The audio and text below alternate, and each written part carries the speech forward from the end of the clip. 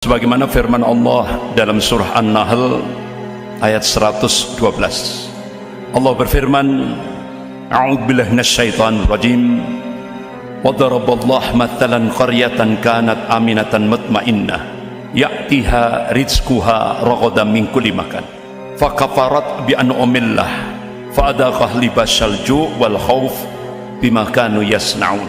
Wa daraballahu mathalan qaryatan kanat aminatan mutmainnah. Allah Subhanahu wa ta'ala memberikan perumpamaan akan sebuah negeri yang dulunya aman, tenang, tentram, ya'tiha rizquha ragadan min kulli makan. Rezekinya melimpah ruah dari segenap penjuru, dari segenap tempat. Jadi kalau kita korelasikan di Indonesia ini gemah ripah loh jinawi, toto tentrem kerto raharjo. Jadi ini perumpamaan akan sebuah negeri yang dulunya aman, tenang, tentram, rezekinya melimpah ruah dari segenap tempat, dari segenap penjuru. Fakafarat bi an'amillah. Tapi sayang penduduk negeri ini ingkar akan nikmat-nikmat Allah. Apa kira-kira pengingkaran yang terjadi di Indonesia sekarang ini? Potret Indonesia kekinian yang paling prinsip yaitu agama dipinggirkan. Bahkan dalam preambul pembukaan Undang-Undang Dasar 1945 itu, negara Republik Indonesia berdasarkan ketuhanan yang Maha Esa. Itu mau diganti dengan ketuhanan yang berkebudayaan. Artinya dari tauhid mau diganti syirik. Ini masalah prinsip. Kalau kita timbang menurut Al-Quran wa Sunnah. Jadi benar dalam ayat itu fakafarat bi an'amillah, tapi sayang penduduk negeri ini ingkar akan nikmat-nikmat Allah. Fa'adaqaha libasyal ju' wal khauf. Otomatis ketika dia ingkar akan nikmat-nikmat Allah sebagaimana tadi yang saya sampaikan, apa kira-kira konsekuensinya? Allah jadikan penduduk negeri ini pakaian kemiskinan.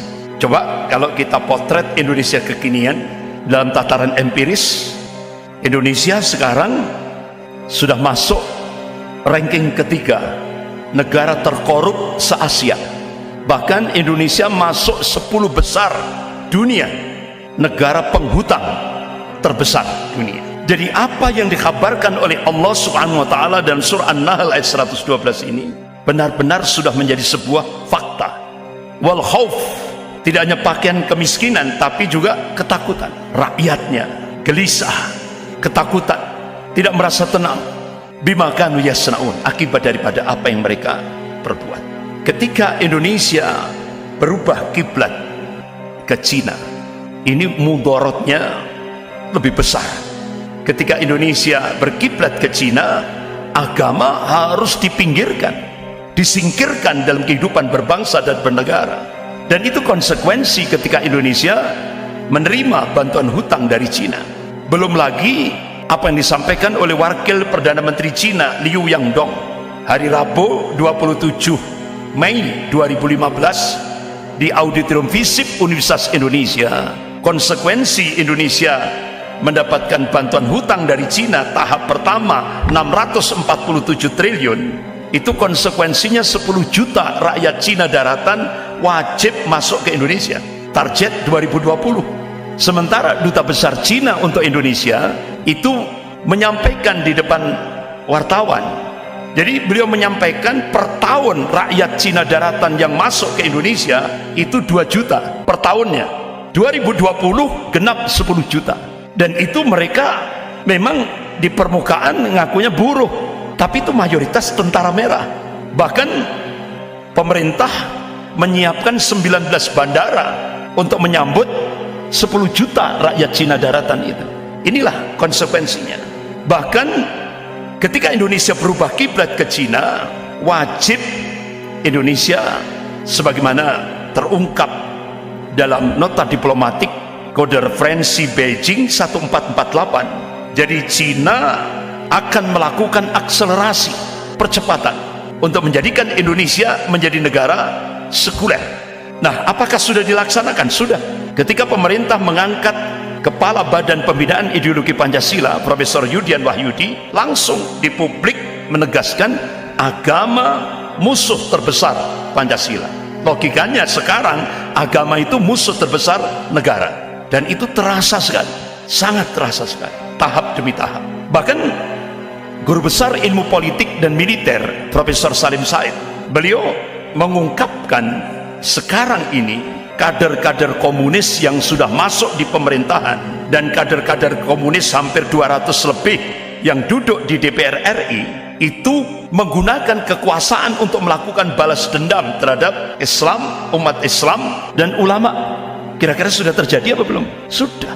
Jadi Kongres Partai Komunis Cina tahun 1986 itu menjadikan Indonesia menjadi bahan kajian. Hasil daripada Kongres Partai Komunis Cina tahun 86 itu menyebutkan ada 3 hambatan Cina untuk melakukan penetrasi ke Indonesia. Pertama, regulasi dan doktrin anti komunis, TAP MPRS nomor 25 tahun 66, Undang-Undang nomor 27 tahun 99. Ini sudah dijebol lewat RUU HIP. Poin kedua, positioning Pancasila sebagai musuh komunis juga dijebol lewat RUU HIP. Puncaknya disahkan Undang-Undang Omnibus Law, jebol sudah kedua-duanya. Makanya setelah RUU HIP dimunculkan, Undang-Undang Omnibus Law disahkan, siapa yang terbang ke Cina?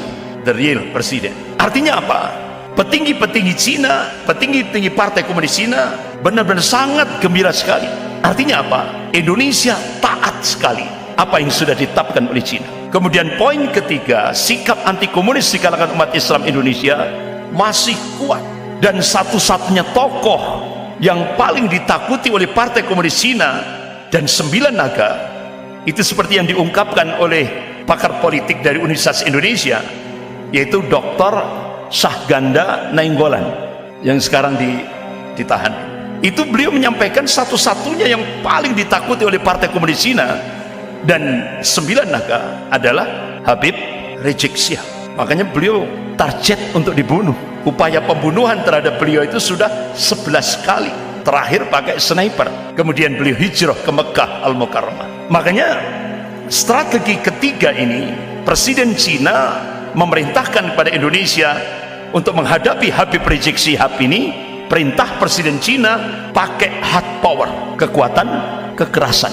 Itu perintah Presiden Cina Xi Jinping, bukan rahasia lagi. Sudah banyak tokoh-tokoh yang tahu ini.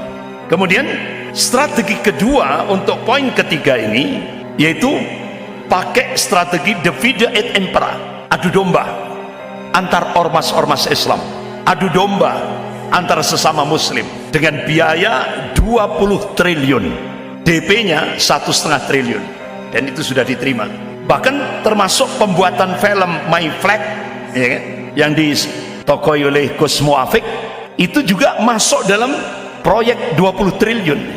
Kemudian strategi yang ketiga untuk menghadapi poin ketiga ini, yaitu pakai strategi penguasaan media mainstream di Indonesia yang hampir 90% dikuasai oleh 9 naga. Makanya jangan kaget ketika media mainstream sudah dikuasai oleh 9 naga ini, digunakan untuk menggerakkan gerakan Islamofobia, yaitu kebencian terhadap Islam dan kaum muslimin dengan stigma Islam radikal. Jadi stigma Islam radikal itu hanya hantu yang sengaja diciptakan untuk menempatkan umat Islam menjadi musuh nomor 1 di Indonesia. Jadi seperti itu. Makanya musuh Indonesia itu bukan separatis, musuh Indonesia itu bukan koruptor. Jadi musuh Indonesia atas perintah Cina adalah Islam dan kaum muslimin. Makanya kita bisa melihat sekarang ini. Saya masih ingat apa yang diucapkan oleh Presiden Soekarno. Presiden Soekarno itu pernah memberikan dalam pidato, dia mengatakan, kalau kami dulu menghadapi penjajah, kalau kalian nanti akan menghadapi bangsamu sendiri, yaitu mereka yang menjadi antek, asing dan asing, pengkhianat-pengkhianat bangsa. Ternyata apa yang diucapkan oleh beliau menjadi sebuah kenyataan di Indonesia sekarang. Makanya kalangan kiri itu pakai teori mirror, teori antagonistik. Contoh, Indonesia tidak perlu hutang, kenyataannya hutang. Indonesia tidak perlu impor, kenyataannya impor. Jadi yang seringkali disampaikan sebagai sebuah policy, kebijakan. Bapak-bapak, ibu yang dirahmati Allah, tahun 80 Pak Budiarjo itu pernah menulis apa itu komunis. Jadi dia menulis nilai-nilai yang terkandung dalam ideologi komunis. Yang pertama, monoisme. Artinya ideologi komunis itu menolak strata, golongan-golongan dalam satu masyarakat. Makanya ada istilah sama rata, sama rasa. Itu prinsip ideologi komunis. Kemudian yang kedua, kekerasan itu dianggap cara yang sah untuk mencapai satu tujuan. Yang ketiga, semua alat negara, baik itu polisi, TNI, birokrasi, media massa, intelektual, dan perundang-undangan digunakan untuk mewujudkan tujuan. Kira-kira semuanya sudah dilaksanakan tidak di Indonesia? Sudah semuanya, tiga-tiganya sudah dipraktekkan di Indonesia.